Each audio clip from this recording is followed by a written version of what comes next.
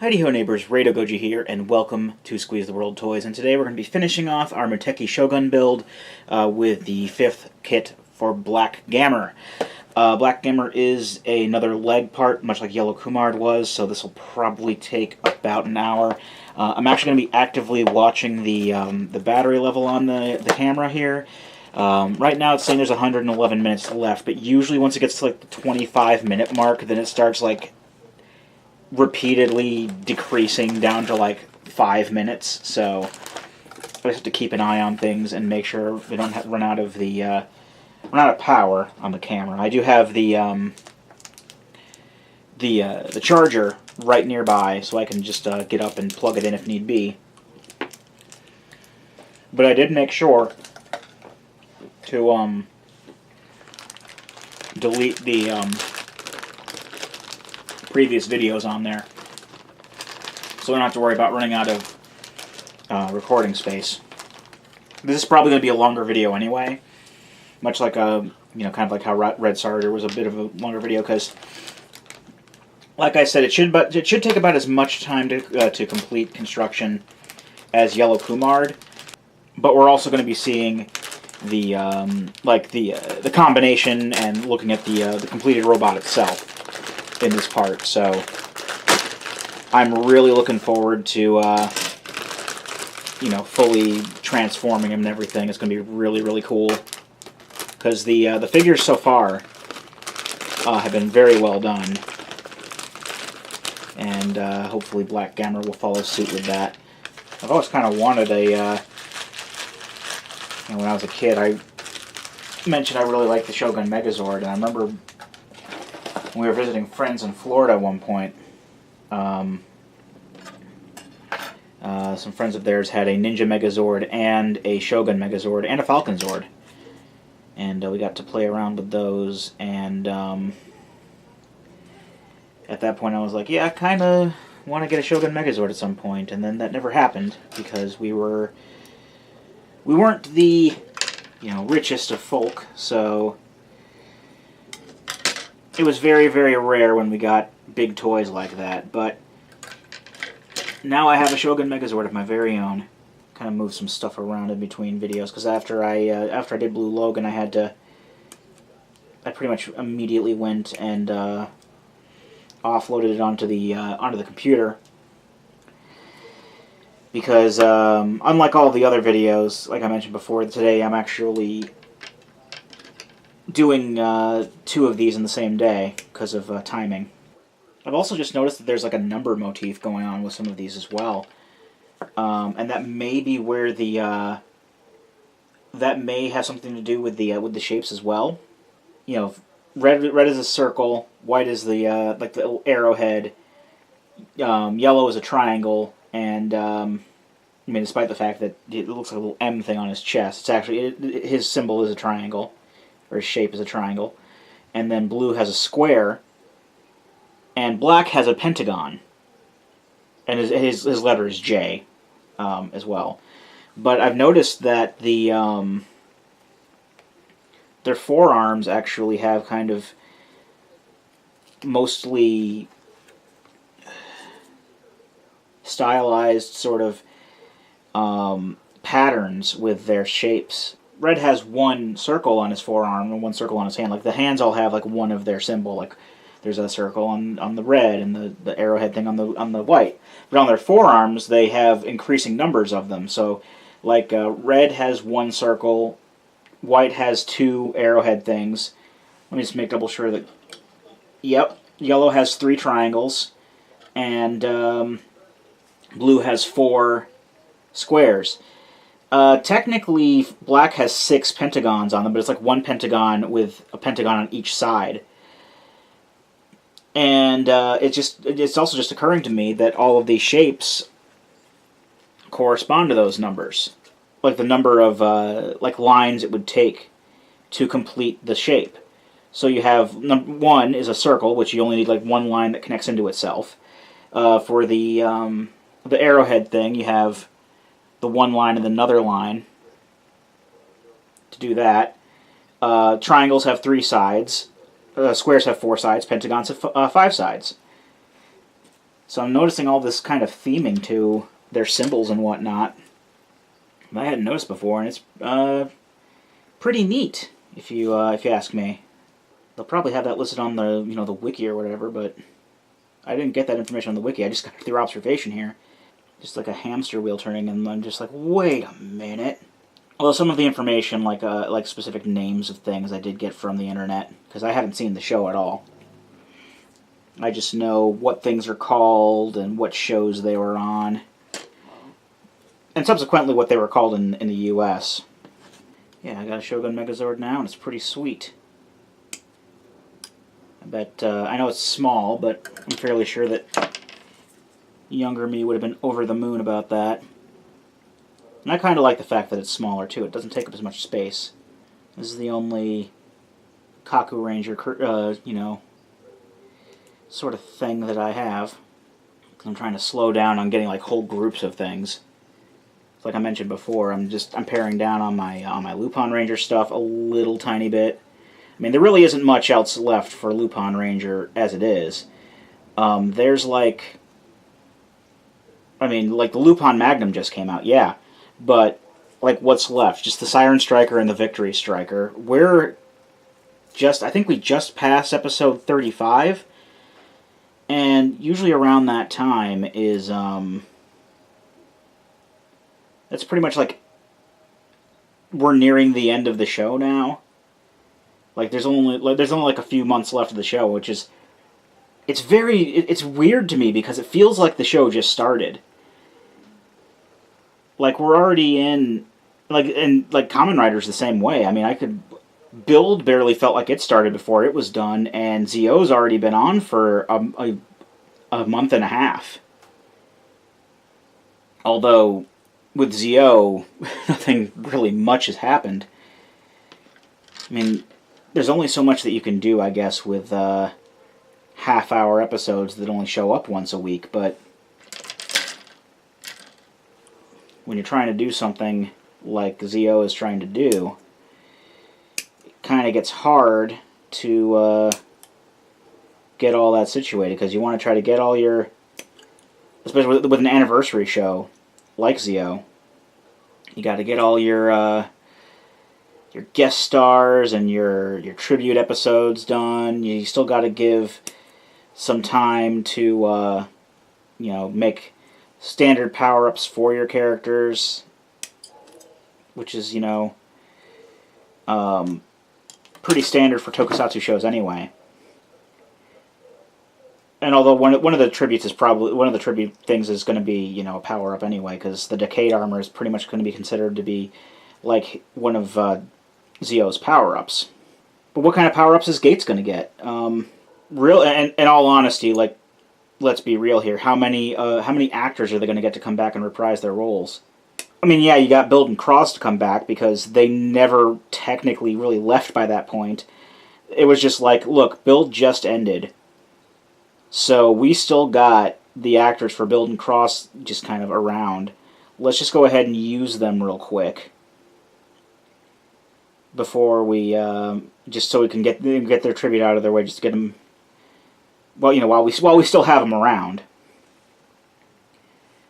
And I guess they were able to get, X-Aid seems to be, the guy who plays X-Aid still seems to be,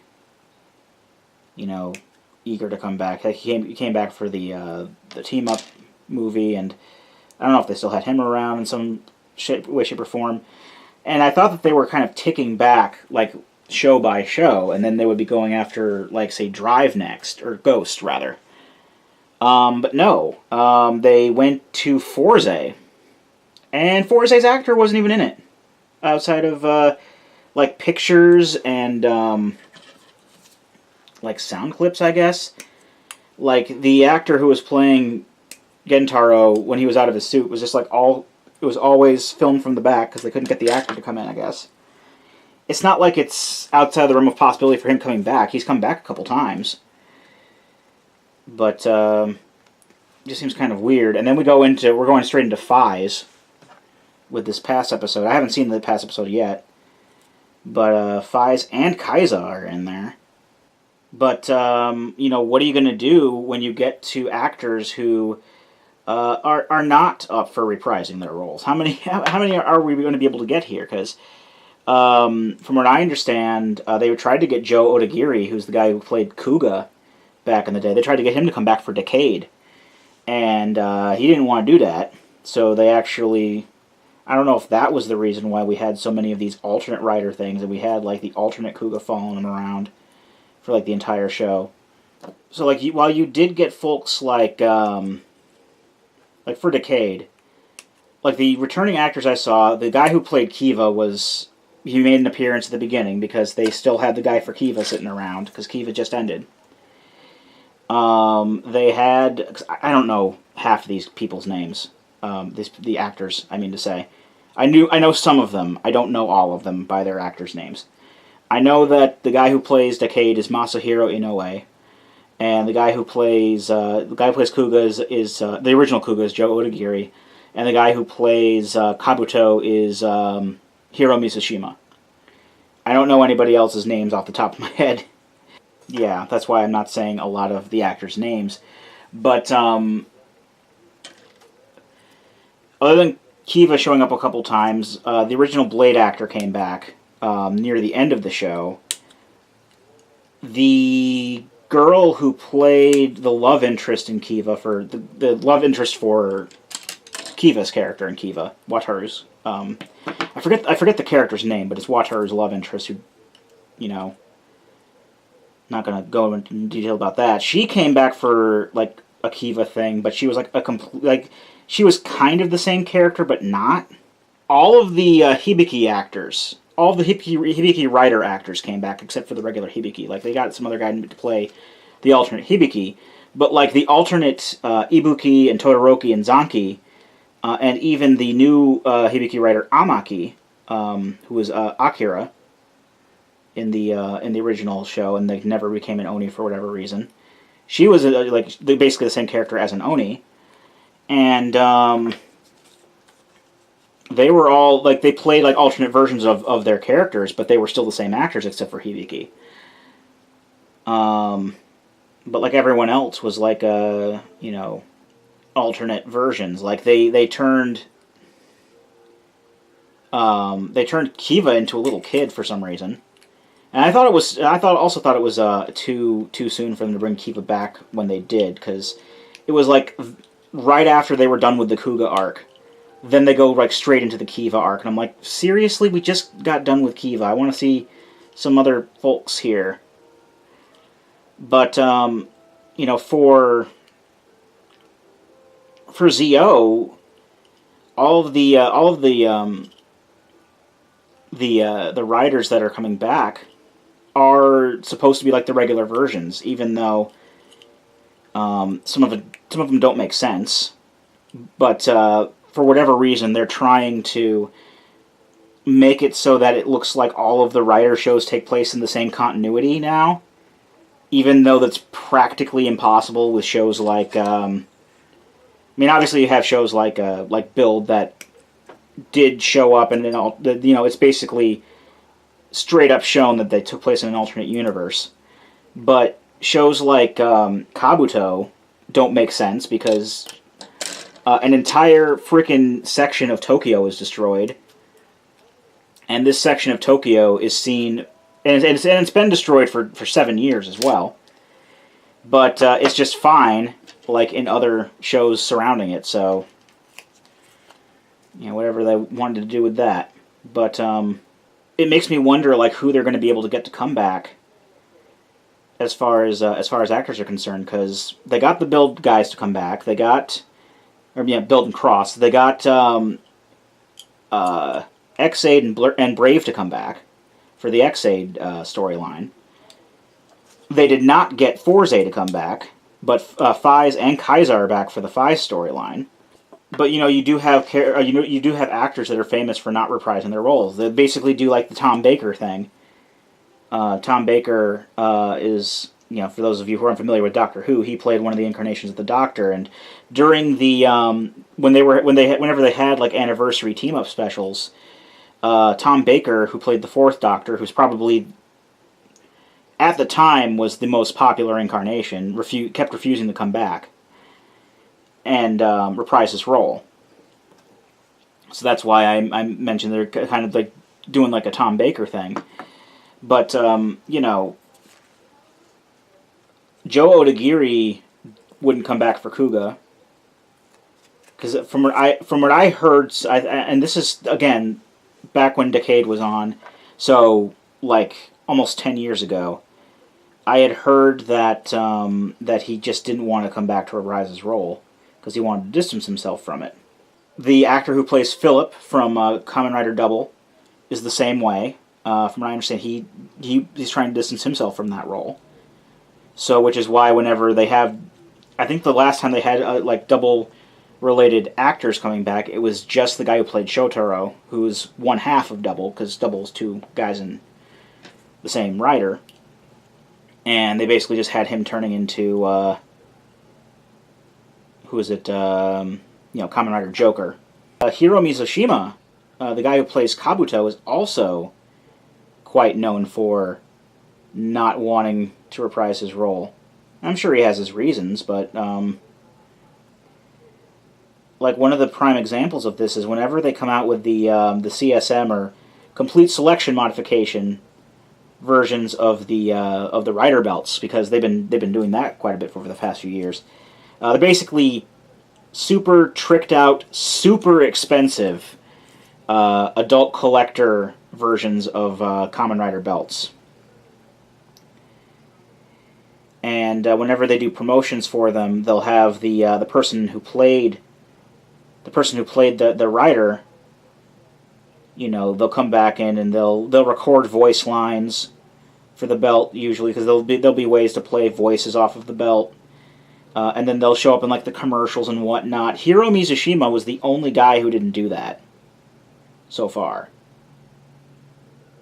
I think they're planning a Kuga belt at some point. I don't know if they were able to get Joe Odagiri to come back to do the promotion for that. But like everyone else except for Kabuto has come back to do that. So that just shows me how much he wants to be known for that role. Pardon me while I try to get this ball joint in place, because I was able to get this one in just fine, but apparently not this one. So this is going to go back to how it was with red and yellow. So one moment while I snap this in. Alright, got that done there. Now we're going on to the legs, which from what I remember on yellow were very, very time consuming, because they are the most complex parts of the transformation for the robot. So we're just going to have to soldier on through it. That's the main reason why I think it took so long to get done with yellow, is because of these legs. Well, it was also the trying to get that head part in. That was also a pain in the butt. Now I'm trying to rush myself, and I don't want to rush myself. It's partially because I really just want to get this done now. But I'm also really excited to see how it turns out and how much the transformation works compared to how I remember the deluxe version back in the day going. I also remember the legs having stupid stickers on them. Yeah, those red stripe stickers. I say remember like it was so long ago, but it was just like last night that I was building yellow. I did not care for those red stickers, and I severely doubt that I'm going to care for them now. Just keeping an eye on the battery life there. We're pretty fine as of right now, but like I said, it could go stupid at any time. I will be honest though, I haven't been the greatest with charging it. Usually when I charge things, like if they have a rechargeable battery, like, you know, most things, like pretty much everything has to be charged. Has a rechargeable battery in it nowadays. More or less gone are the days of, you know, plopping some. Well, I mean, not necessarily with I mean, AA's and AAA's are still fairly common, but like anything that needed like C or D cell batteries, now it just has a rechargeable battery pack in it. But usually when I have stuff like that, I'll make sure that the battery is at the very least near dead before I start charging it. But the past couple days, I've been charging it a bit more, like when it says it has like 25 minutes left. I mean, that's usually the point where the battery life starts dropping, like plunging anyway. Once it says 25 minutes, and then it like dunks down to 5. But I have been charging at that point a lot more recently, so that I know that I have enough. I have enough charge for when I do the next video, because I've been doing these pretty much like 5 videos within 4 days, and I feel like I have been contributing to that. I mean, or a little bit more than I usually try to, because I usually try to not do that. But when all's said and done, I mean, it's not like I take my camera out places to film things. I mean, if it gets to the point where I just need to plug in my camera all the time, I can just do that. It's like, I hate these pieces that have like they're wider on the end than they are, like slightly wider on the end than they are on the actual like shaft part. Don't take that out of context. So that it can, go through like a hole like on this piece here, and then prevent it from coming back off. The problem is, with this set in particular, I've noticed, it doesn't want to go on in the first place. And that's why I've started needing to use the clamps, and this is not cooperating whatsoever. So I'm trying to use the clamps here, but holding the two pieces together to begin with is very, very awkward with something like this. And I can't get it lined up properly to clamp down on it, because it's like vertically aligned like this. This is stupid. Something that can seriously be avoided if they can find a better way to engineer it, but I don't know if there's a... I don't know, I'm not a model engineer like this, so I can't exactly, talk and say, oh, they're doing their job wrong. But then at the same time, you have situations like, punch counterpunch, where something is obviously misassembled to the point where it doesn't resemble anything like it should in the instructions. Because that shoulder joint, people noticed in the instructions and whatnot that it was, aligned a different way. So that's why, I had to do surgery on it to flip that around, because it wasn't fitting properly. And it wasn't assembled like it said it should be in the instructions. So that was a mistake on Hasbro's behalf. Through like a million copies of the one toy that they did that to. Boom. Alright, so Black Gammer itself is now finished. And, just same sort of aesthetic as everyone else, except black, and he has kind of a toad-like head there. Same sort of articulation as Yellow Kumar had, because they're basically the same sort of thing. His weapon is a bow and arrow, or the Gammer bow, as it's called here. And he also does have an alternate hand with which to hold it. You can either hold it like this, or actually he holds it two-handedly, so he holds it like that. And then the other hand can be swapped out, like we did with Yellow Kumar. He has the where Yellow Kumar has the claw that had like a built-in hand attached to it. And then this will somehow come over. I don't think he really has a lot of room to do this, like hold it two-handed like this, but... Oh, there we go. I can do this. So that's how he holds that. Is like this, because he has an extra hand. They can hold on to the handle on the shaft there, and the string and the arrow are held by the other regular hand. Just kind of a... It looks kind of odd this way, because he's about to shoot it off to the side. He can't really hold it so that he's aiming in front of him, but that's just the limitations of the toy, or the model, or whatever, however you want to put it. But now that we've assembled all 5 of our Beast Generals, or Shogun Zors, or whatever you want to call them, stop dropping stuff on the floor here, we can start combinations and stuff. So give me one moment, I'm going to clean up here.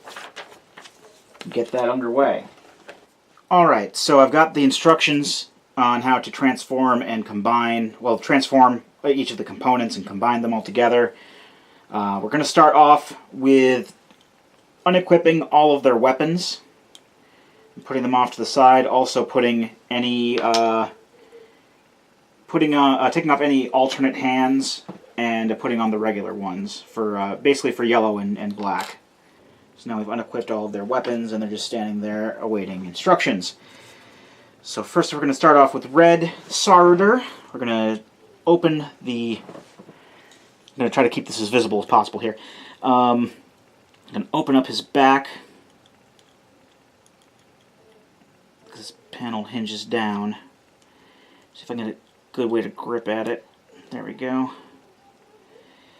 It's a lot more fragile than the Deluxe. Oh, there we go. Take out the helmet part. And the arms, they gotta fold up a certain way, so they gotta fold up, hold on. Oh, fold an angle like these. There's the way that they have angle. It's gonna go up like this sort of angle. Then they're going to move these joints down enough so that we can swing them inside. All these hinges and whatnot are very sensitive, and will move at a moment's notice, so it's very hard to keep stable. So we're basically folding his arms up into the back cavity here. Alright, and then that closes back up. So hopefully I've got that all in there correctly. Alright, there we go. So that's all tucked in the way. The front flap folds up to make the chest plate. And then the legs will swing out on these hinges. So the legs are going to be a little complicated because there's so many moving parts here. So the legs, the main idea is to swing them out and up. The feet are going to stay in the same orientation, but it's the legs that are going to move. I just don't know exactly how it's meant to stay. Oh, there it goes.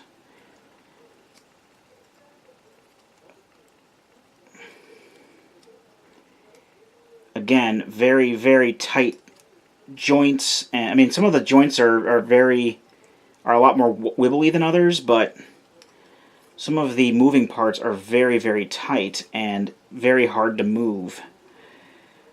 And when you have something this small, and you can't really get a good grip on it, but this is the sort of thing, this sort of action that we want to see going on with the leg sections here. And then just swing that up, and it's going to peg in on the side, on the basically these pegs on the side skirts are going to peg onto the inside of the foot. Might be a better idea to just kind of turn the foot upside down first. You can take the foot off altogether if you want. It doesn't want to frickin' stay on. And this is all on one mechanism here too. So these front and back panels are linked. It's just they're very, very tight. Okay. I've got everything pegged in and aligned about as well as it'll go. Some things are still slightly a bit off, but everything is connected properly. It's just a pain in the butt sometimes, especially with models like these, to keep everything together, because they use pegs and whatnot to even hold pieces together. that are part of the same model, it can be hard sometimes to, because it's not, glued on or anything like that. So, like, I've had to, had panels coming off here and there. I had to reattach, but that's fine. White Kark and Blue Logan are basically going to have the same sort of transformation. You just basically straighten out the arms, bring the shoulders up and over the head like this. The arms are going to go into these recesses here, and then this is just going to come together thusly. Very good. Like this. And then the legs are just going to connect together like this. The feet are going to fold up, and that will make an arm. So I'm just going to go to Blue Logan real quick. Do the same exact thing. Okay, there is the right arm there. Alright, now I got the legs, which are Yellow Camardo and Yellow Camardo. I've seen it romanized both ways. Yellow Kumard and Black Gammer. So, start off by opening the chest up, and if I can do that without taking everything else apart. Oh, actually, no, the back, it hinges backwards. Okay. I was looking at it wrong. Alright, the arms are going to basically fold up the exact same way as Red Sardar's did, and they're going to fold into the chest/back cavity here. Alright, that's, it's a bit of a dramatization there, but these arms, Red did it too. These arms are so much of a pain in the butt to get in the right sweet spot. It takes for frickin' ever. Now the legs are going to come down like this and up, and there's a peg in the side here and a hole in the side skirt that'll just hook into, and then just kind of peg the legs together as well while that's happening. And then you have to take the head off. Because unlike the deluxe toy, where the head actually acted like a joint for the connector joint, the head is not going to be used here. So I'm going to actually put him in this little thing there, just so we don't lose it, because it's a very small piece. Just make sure everything is together nice and tight. And then you got to do the same thing with Black Gammer. So let's do this for the combination here. For the legs, the poles that we're holding on the heads are going to be used to connect to the holes in the upper legs here. Black for the left leg, yellow for the right leg. Kind of like at weird angles too. I don't know how well that'll stand. Not very seems to be the consensus here. Apparently there's a bit of a pull that we need to do so that we can bring down the feet, and then they can get a bit of ankle articulation to more better stand it up. And that's what those poles with the other piece there. So you guys just got to unpeg that and then just bring them down a bit, and then you can articulate the legs better. And it can be more stable when it stands. Or it can just come out of its... One moment.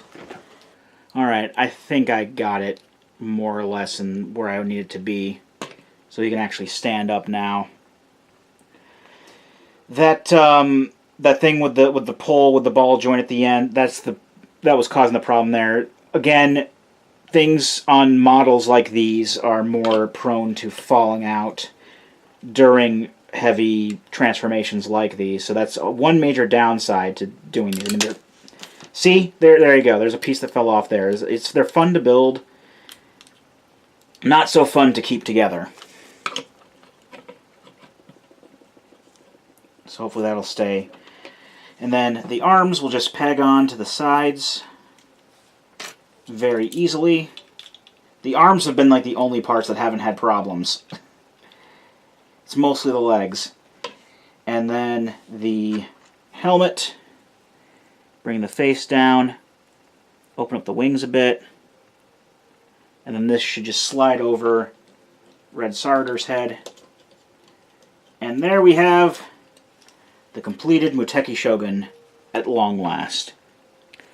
This guy is a beast. Let's see what kind of articulation he has. Well, he has some flawed articulation in the legs. He does have knee movement and swivel. And of course we did see the ankle movement that we kind of had to force to work. Does have elbows and swivel on the elbows. And he does have up and down movement on the arms as well. Actually, there's a ball joint there. And he can also move forward like this. The head has the same sort of movement as Red Sarder did because it's on the same ball joint. Overall, I am impressed with the final product here, and I am glad that he did come together as well as he did at the very least.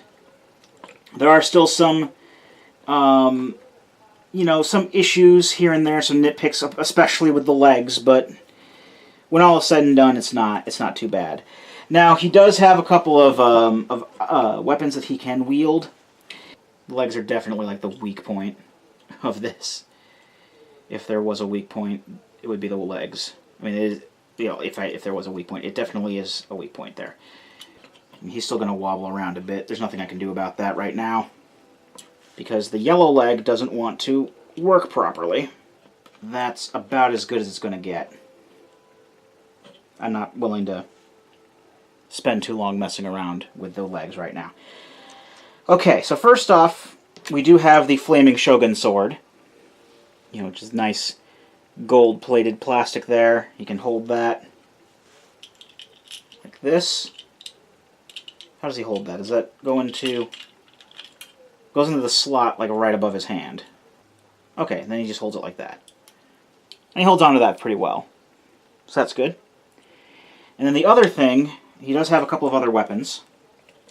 Basically combined from the individual weapons that we have here. Put that alternate hand off to the side. And there's also this extra piece that I had with Red Sarder, which is used for holding all this together. So we're going to start with the Sarder slicer, and then we're going to get the connector bit on the where it was held. The Kark beaks are going to go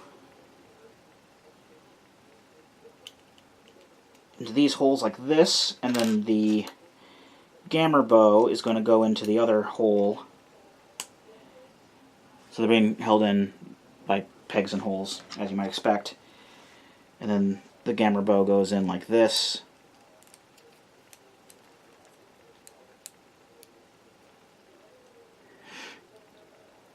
So that's one of the weapons there. And then that will hold on. Instructions showing putting him in this hand here via the square peg going into that slot. And then the other one is just take the Logan shaft, plug the Kumard claw into it via the that extra hand, and he can just hold on to this apparently like this. That makes a little more sense. It doesn't look as good. And from what I understand, you can also kind of combine them together somehow. I don't see a way to, though. I've seen pictures on the box and everything of him holding like a combined form of these. Oh, I guess not. Oh well. Either way, it looks better with the sword. Oh, he was supposed to be holding it like this. He just doesn't hold on to it very well, unfortunately. Either way, this was fun. This was fun, and it is cool for what it is. Definitely, the combined mode has weak points, and it has a weak point in the legs not wanting to pose properly because of how some really weird, convoluted engineering got involved. But I am glad that I got this guy, and I will enjoy having him displayed on my desk at work. But, yeah, that is the Super Minipla Muteki Shogun from Ninja Sentai Kaku Ranger.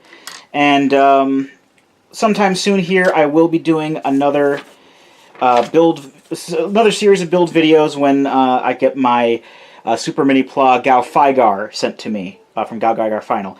But until then, I've been Rado Goji, and I'll be here next time. Join me, won't you?